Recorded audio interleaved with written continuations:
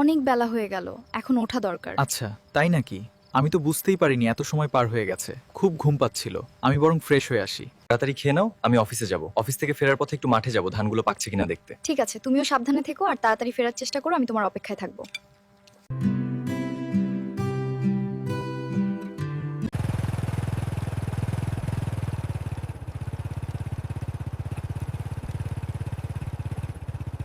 তুমি এসেছো? হ্যাঁ।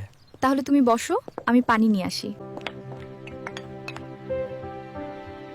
ফারানা, মাঠে সব ধান পেকে গেছে। কুরবানি ঈদের আগে ধান ঘরে তুলতে হবে, নইলে আবার ঈদের ঝামেলা আসবে, তখন তো আর পারবো না। হ্যাঁ, তুমি একদম ঠিক বলেছো।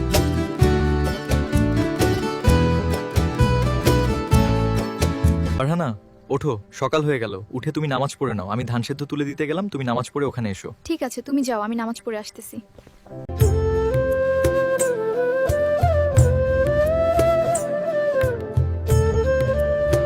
কত দূর হয়েছে? এই তো প্রায় হয়ে আসছে। আর ওদিকে আকাশের অবস্থাও ভালো না, কখন জানি বৃষ্টি এসে পড়ে। তাড়াতাড়ি আমাদেরকে কাজ শেষ করতে হবে, তুমিও হাত লাগাও। তুমি গিয়ে গোসলটা সেরে নাও, আমি এখানে দেখছি। না, আগে সব কাজ শেষ করি, তারপরে তো গোসল দিতে হবে। ঠিক আছে, তাহলে দুইজনে মিলে কাজ শেষ করে একসাথে গোসল করব। আলহামদুলিল্লাহ, ধানের কাজ শেষ হয়ে গেল, এখন আরামসে বসে সারা বছর ঘরের ভাত খাবো। হ্যাঁ, ঠিক বলছো। ঈদের আগে সব কাজ শেষ, এখন খাওয়া আর আরামসে ঈদ করা।